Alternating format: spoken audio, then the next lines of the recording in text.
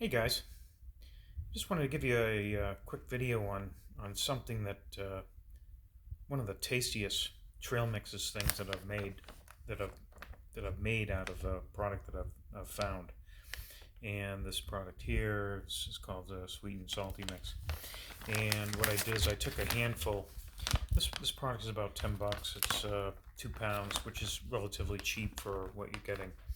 But I'm able to make it for around $3 a pound. And what we have are these three components, and they're a kind of a salty mix. So you have a salted peanut, you have salted sunflower, you have M&Ms, and likely is you don't have to buy the M&M brand. You can get an off brand to save you a couple bucks, the chocolates and all that. But and then you have some raisins, kind of a small raisin, but a raisin, okay?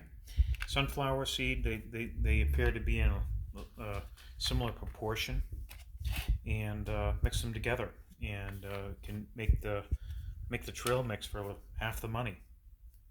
Put them together, okay? So equal portions. You can take a cup of each, mix them together, and see how they are for you. All right. You can also add a little spicy to it if you'd like. If you like kind of a chili spice, a little cayenne. All right. So half price on your new trail mix.